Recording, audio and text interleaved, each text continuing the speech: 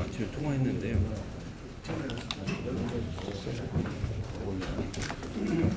그러면 지금부터 문재인 당대표의 기선언으로 새정치민주연합 제177차 최고위원회를 시작하겠습니다. 제177차 최고위원회를 시작합니다. 문재인 당대표의 발언이 있겠습니다. 전국 대학 교수들이 뽑은 올해의 사자성어가 혼용무도라고 합니다. 어리석고 무능한 군주가 세상을 어지럽히고 도의를 무너뜨린다는 의미입니다. 박근혜 대통령은 여야 합의사항을 거부하고 국회의장에게 집권 상정을 급박하는 독재의 길을 걷고 있습니다. 개선 공약은 거의 대부분 파기됐고 역대 정부 최악의 경제 실패로 민생을 파탄냈습니다. 메르스 대응 실패로 국민의 안전에도 무능했고 반헌법적, 반민주적인 역사 국정교과서를 강행했습니다. 혼용무도는 의회 민주주의와 삼권 분립을 파괴하면서 독재의 길을 걷고 있는 박근혜 정권에 대한 국민의 엄중한 경고입니다. 교수들을 좌파로 매도하고 국민을 적으로 모은 정부 여당에 대한 국민의 분노와 저항의 표현입니다.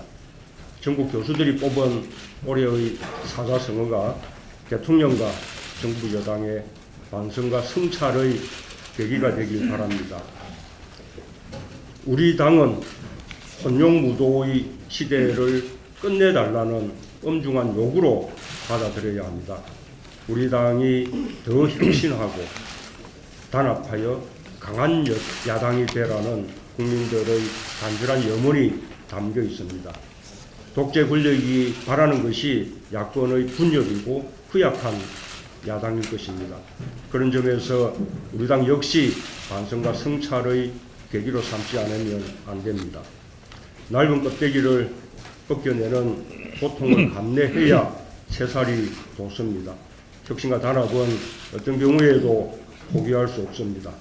어려운 때일수록 원칙을 지키고 옳은 길을 선택해야 승리할 수 있다는 믿음을 다시 한번 마음에 새깁니다. 42% 정당 득표로 과반 의석을 계속 지키겠다는 새누리당의 놀부 욕심 때문에 협상 결렬이 반복되고 있습니다.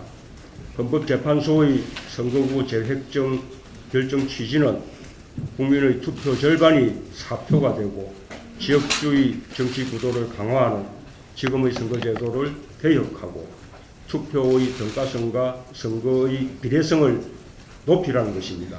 이것은 또한 국민이 열망하는 정치개혁의 방향이기도 합니다. 그런데 새누리당은 국민의 열망을 철저하게 외면하고 있습니다. 의석이 줄어들 가능성이 있는 방안은 절대로 받아들일 수 없다며 처음이나 지금이나 똑같은 주장만 반복하고 있습니다. 국회의장의 집권 상정에 기댄 시간 끌기 작전이 아니라면 이해할 수 없는 태도입니다. 현행 선거제도에서 지역구도 완화와 비례성 강화 방안이 강구되지 못한다면 지역주의 낡은 정치가 계속 연장될 뿐입니다. 혁신의 시작은 기득권을 내려놓는 것입니다. 내려놓지 않고 지키는 데 급급하다면 혁신이 아닙니다. 선거법은 선거의 룰을 정하는 것이기 때문에 여야의 합의가 반드시 필요합니다. 지금까지 선거법이 일방의 밀어붙이기나 집권 상정으로 의결된 전례가 단 한 번도 없습니다. 새누리당의 비난적인 결단을 촉구합니다. 감사합니다. 이어서 정청래 최고위원의 발언이 있겠습니다.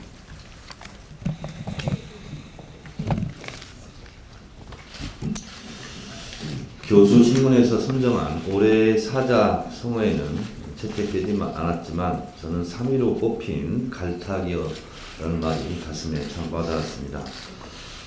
갈택이어는 못의 물을 모두 퍼내어 물고기를 잡는다는 뜻이라고 합니다. 목전의 이익만을 추구해 미래의 생산적 기회를 상실하는 모습을 일컫는 말입니다. 청와대가 자기 뜻에 거스리는 정치인들을 마구 쳐내고 유승민 원내대표 같은 경우 그렇죠. 또 야당의 존재조차 협상의 파트너로 인정하지 않는 최근의 모습을 교수들께서 비판해서 이 갈퇴기어를 선정했다고 합니다. 3위로 했습니다. 오늘 아침 보고를 받아보니 온라인 입당이 6만 2천 명을 돌파했다고 합니다. 요즘 이해란 씨의 100세 인생이 아주 전국을 강타하고 있는데요. 제가 이 가사에 맞게 개사를 한번 해봤습니다. 노래 제목은 10만 입당입니다. 6만 입당 되었다고 그만하자 하거든 아직은 간의 기별도 안 갔다고 전해라. 7만 입당 되었다고 그만하자 하거든 아직은 배가 고파 더 한다고 전해라. 8만 입당 되었다고 그만하자 하거든 아직은 갈 길 멀어 계속한다 전해라. 9만 입당 되었다고 그만하자 하거든 알아서 할 텐데 재촉 말라 전해라. 10만 입당 되었다고 그만하자 하거든 내 맘이 시킨 대로 하겠다고 전해라. 아리랑 아리랑 아라리요 아리랑 고개를 또 넘어간다. 8만 입당 되었다고 또 그만하자 하거든 자존심 상해서 계속한다 전해라. 9만 입당 되었다고 또 그만하자 하거든 알아서 할 텐데 또 그러냐 전해라. 10만 입당 되었다고 또 그만하자 하거든 내 마음이 시킨 대로 할 것이다 전해라. 100만 입당 되었다고 그만하자 하거든 당은 이미 안정되어 총선 승리한다 전해라. 아리랑 아리랑 아라리요 우리 모두 정권 교체 이로 가요. 이렇게 제가 한번 계산을 해봤는데요. 10만 입당 돌파하면 이 가사로 제가 노래를 불러서 뮤직비디오로 한번 출시해볼까 생각합니다. 어제 문재인 대표께서 흔들바의 신세다 이렇게 말을 했습니다. 장 대표뿐만이겠습니까? 우리의 인생도 다 그러합니다. 그래서 시한수 여기 지역구 송년회 다니면서 이 시를 읊어주면 굉장히 좋아하시더라고요. 그래서 위로하는 차원에서 시한수를 뺐습니다. 흔들리며 피는 꽃 흔들리지 않고 피는 꽃이 어디 있으랴. 이 세상 그 어떤 아름다운 꽃들도 다 흔들리면서 피었나니 흔들리면서 줄기를 곧게 세웠나니 흔들리지 않고 가는 사람이 어디 있으랴. 젖지 않고 피는 꽃이 어디 있으랴. 이 세상 그 어떤 빛나는 꽃들도 다 젖으며 피었나니 바람과 비에 젖으며 온유히 따뜻하게 피었나니 젖지 않고 가는 사람이 어디 있으랴. 저는 지금의 흔들리는 모습이 비온 뒤에 땅이 더 굳어진다고 그리고 전화위복의 기회가 될 수도 있다고 우리 서로 위로하면서 따뜻한 연말 보냈으면 좋겠습니다. 1년 동안 흔들리면서 마음 아프고 눈물에 젖던 국민들께도 위로의 말씀을 드립니다. 이상입니다. 이어서 전병헌 최고위원의 발언이 있겠습니다. 예, 지난 19일은 대선 3주년을 맞이하는 날이었습니다. 박 정권은 지난 대선 시절 국민 행복 시대를 열겠다고 약속을 했습니다. 그러나 3년이 지나고 있는 지금 우리 국민들에게는 불안과 불통 그리고 불만만이 남아있는 산불 시대가 되어버렸습니다. 산불 시대는 국민 행복 시대가 아니라 국민 불행 시대를 열어젖히고 있습니다. 젊은이들은 산포 시대에 빠져 있으며 그것도 부족해서 지금 헬조선을 외치고 있습니다. 우리 사회 지식인들은 혼용 무도를 외치고 있습니다. 세상이 온통 어지럽고 무도하다는 뜻으로 어리석고 무능한 군주의 실정으로 세상이 어지럽다라는 말이라고 합니다. 우리가 박근혜 정부가 출범을 하면서 국민 행복 시대를 열겠다고 하지만 오히려 지금 국민 혼용 무도의 시대가 되고 있다라는 사실에 대해서 박근혜 정부는 다시 한번 성찰하고 소통과 그리고 대화와 타협 그리고 민주주의 후퇴의 중단을 통해서 다시 한번 성찰해야 할 것입니다. 미국 금리 인상 이후 가계부채 대란을 걱정하는 목소리가 커지고 있습니다. 새정치민주연합은 지난 2년간 부채 건전성 강화를 우선하고 내수 부양은 부동산 대신 복지와 공공 서비스 등 새로운 동력을 찾아야 한다고 지적을 해오고 있습니다. 단기간 급속 팽창한 가계부채의 가장 큰 요인은 바로 박근혜 정부의 무리한 부동산 경기 활성화 정책 때문이었습니다. 그럼에도 여전히 경제 문제를 야당 탓으로만 몰아세우는 정부 여당의 대응 수준은 참으로 깝깝한 현실입니다. 지금이라도 부동산 경기 부양 대신 부채 리스크 관리 대책을 제대로 내놓지 않으면 더 큰 문제에 직면할 것임을 다시 한번 경고합니다.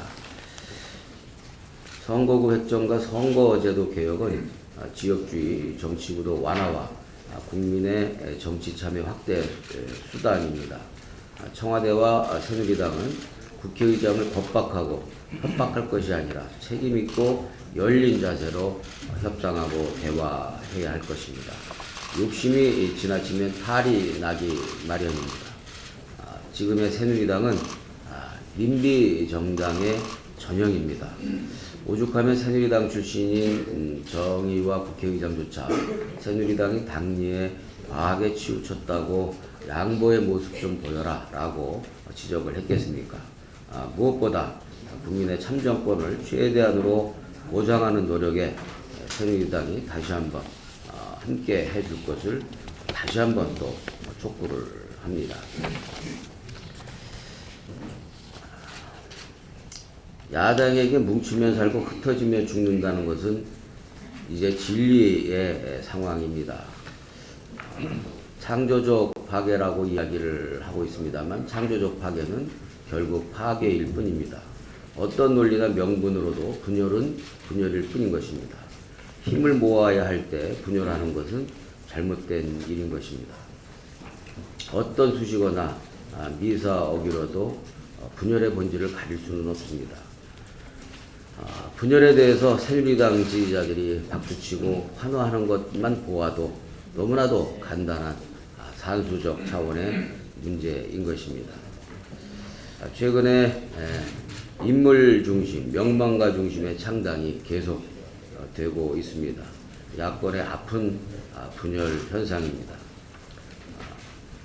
정치학 언론이나 정당론에서는 인물 중심 정당, 명망가 중심의 정당을 가장 낙후된 정치 문화이자 가장 전근대적 정당으로 이렇게 지적을 하고 있습니다. 형용 모순의 전형인 것이죠.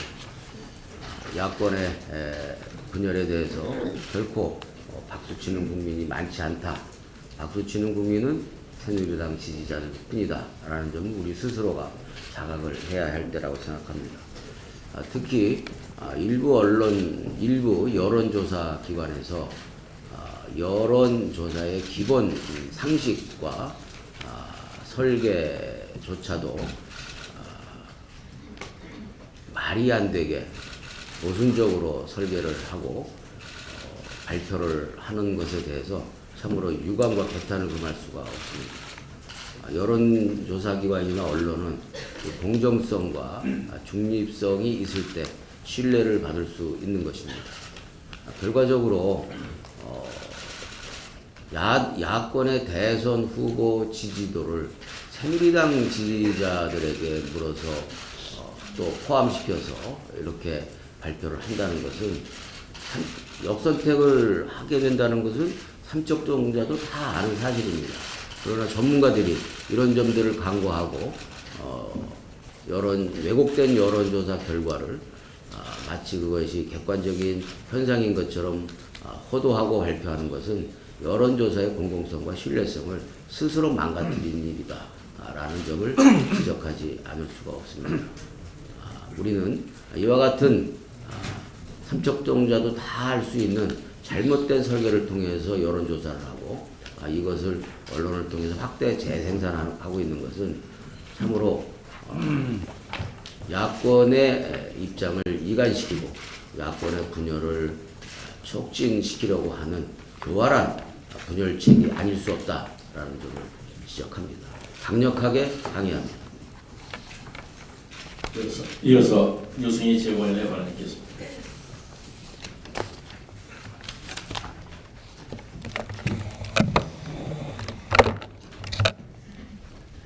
평화적으로 끝난 3차 민중 총궐기 대회에 대해서 경찰이 사법처리 방침을 밝혔습니다.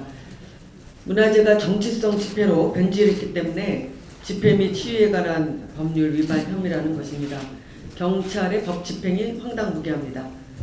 집시법에서의 신고 규정 역시 표현의 자유를 제약하는 것이 아니라 국민 안전이나 교통 대책을 마련한다는 취지인데 귀에 걸면 귀걸이, 코에 걸면 코걸이 집시법입니다. 헌법이 보장한 집회 결사의 자유를 기본으로 하여 진행한 평화로운 문화재, 경찰이 딴지를 거는 것은 월권 행위이자 공권력 남용입니다. 군부 독재 시대로 되돌아온 것은 아닌가 싶을 정도입니다. 경찰은 구속된 황상균 민주노총 위원장에게도 소요죄를 추가로 적용해서 18일 검찰에 넘겼습니다. 소요죄는 30년 가까이 적용되지 않은 거의 사문화된 형법 조항이고 지난 독재 정권에서 민주주의 탄압의 수단으로 이용된 것입니다. 소요죄가 적용된 사건들 모두 민주화운동으로 이미 인정되었습니다. 그럼에도 경찰은 사문화된 조항까지 끄집어내어서 평화적 집회를 소요로 몰아가고 그 책임을 한상균 위원장에게 뒤집어 지금 씌우고 있습니다. 민주주의 퇴보의 신호탄이고 명백한 공안몰이입니다. 박근혜 정권 공권력의 지금 이 도가노문 집행이 이뿐만이 아닙니다. 부산국제영화제에서 정권 비판적 영화를 상영했다고 표적 감사를 단행했습니다. 대통령 개인에 대해서 명예훼손을 했다고 검찰이 외신을 기소해서 국제적 망신을 샀던 것도 저희들이 알고 있습니다. 지시법으로 처벌하지 못하는 사안에 대해서는 도로교통법, 공무집행 방해죄 등 갖가지 이유를 들어서 우회적으로 탄압하는 행태를 지금 보이고 있습니다. 헌법이 보장한 표현의 자유를 정권의 입맛대로 권력자의 취향대로 해석해서는 안 됩니다. 박근혜 정부는 비판하는 국민을 탄압할 것이 아니라 헌법이 보장하는 권리를 보장하고 비판의 목소리를 겸허하게 받아들여야 할 것입니다. 헌법의 파괴자 역할을 중단하고 헌법의 수호자로 거듭나기를 진심으로 조언드립니다. 주한미국이 대한민국 인구의 절반이 살고 있는 서울시내 한복판에서 생화학 무기 실험을 단행하고 있었다는 사실이 지금 드러났습니다. 미 당국의 비도덕적인 행태와 우리 정부의 무능한 태도에 경악을 금치 않을 수 없습니다. 탄저균은 그 양으로 볼 때 최대 300만 명까지의 생명을 앗아갈 수 있는 아주 치명적인 생화학 무기입니다. 주한미군은 지난 4월 오산기지 탄저균 배달 사고 당시 탄저균 실험이 올해 오산기지에서 처음 진행됐다고 주장했지만 지난 17일 발표된 한미합동 실무단 조사 결과 2009년 이후에 무려 16차례 걸쳐서 탄저균을 반입한 사실이 드러났습니다. 소파 협정까지 위반한 이번 사항에 대해서 미국은 제대로 된 성과도 없었고 오히려 거짓 해명 말바꾸기만 계속하고 있습니다. 아직도 독성물질 반입 과정, 시험 장소, 샘플 처리와 폐기 과정에 대해서도 제대로 밝혀지지 않고 있습니다. 우리의 정부 너무 무능한 대응으로 일관하고 있습니다. 미군의 늦장 통보에도 박근혜 정부는 이의 제기를 하지 않고 미 국방부의 발표에 따르면 당초 주한미군이 해당 지역에 정확하게 알렸다고 주장하고 있는데 그렇다면 박근혜 정부는 미국으로부터 받은 그 정보에 대해서 국민에게 진실을 알리지 않았던 거 아닙니까? 수백만 명의 목숨이 달린 국민 안전 문제에 대해서 이거는 너무 무책임하고 아니란 내용이라 아니할 수 없습니다. 주한미군은 위험물질의 실험을 즉각 중단하고 대한민국 국민에게 사과하십시오. 또한 대한민국 국민의 목숨을 위협하는 일이 계속 발생하지 않도록 재발 방지 약속을 해야 합니다. 박근혜 정부는 국민에게 사과하고 책임자에 대해 책임을 물어야 합니다. 또한 불평등한 한미 주둔군 지휘협정 개정 논의에도 적극 나서야 할 것입니다. 이상입니다. 이어서 추미애 최고위원의 발언이겠습니다.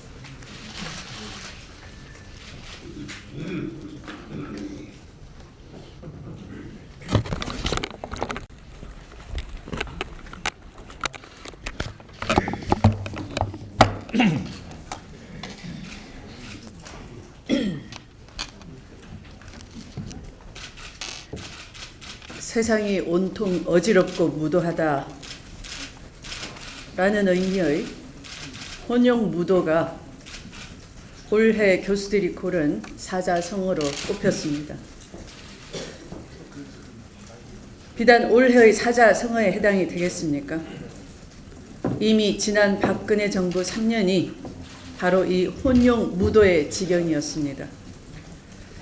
아직도 개념이 모호한 창조 경제와 초대 총리 인사 참사를 시작으로 작년 세월호 사건, 국회법 사태, 교과서 국정화, 메르스 등을 돌이켜봐도 무능하고 신뢰할 수 없는 군주인 박근혜 대통령으로 인해 국민들은 지칠 대로 지쳐가고 있습니다. 대통령이 국민을 걱정해야 하는데 박근혜 대통령의 독불장군식 통치로 인해 거꾸로 국민이 대통령을 걱정하는 안타까운 현실이 2015년 대한민국이자 박근혜 정부 3년이었습니다. 임기가 반환점을 돌았습니다. 박근혜 대통령은 내 말을 들으라 식의 태도를 바꾸어 이제는 국민들의 절규를 들어야 합니다. 이제는 좀 달라지십시오. 말과 구호로만 외치는 국민 대통합이 아니라 행동과 실천으로 국민 대통합의 국정 운영을 해야 할 것입니다. 마치겠습니다.